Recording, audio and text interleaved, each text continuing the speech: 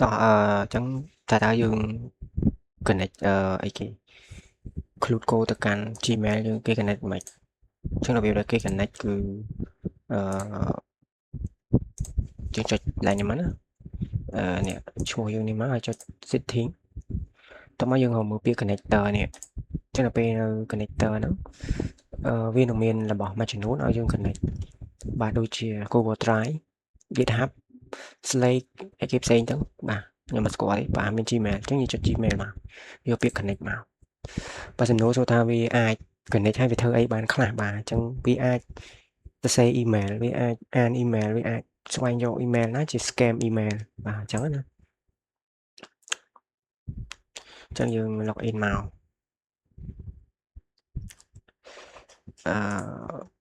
បន្តមកទៀតយើងពេលនឹង connect បានវានឹងមាន auto write ឲ្យយើងអូខេចឹងបន្ទាប់មកវាចេញ success ចេះអូខេបន្ទាប់ពី success ចឹងហើយយើងអឺ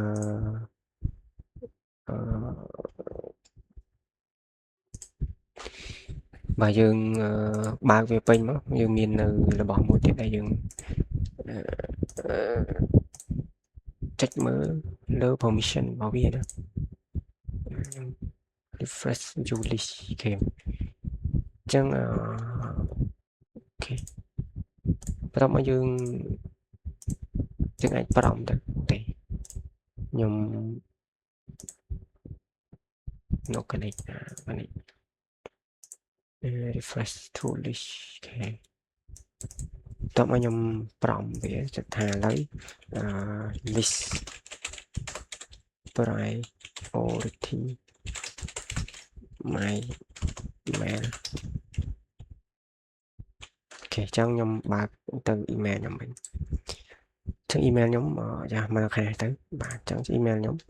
មានប៉ុណ្ណឹងតើមាន email ណាខ្លះដែលជា priority បូកជាមួយនឹង scam email អញ្ចឹងវានឹងធ្វើការទៅ list email របស់ខ្ញុំនេះអញ្ចឹង connect មកចឹងណាអញ្ចឹងវា version free ទេនេះ free plan ទេ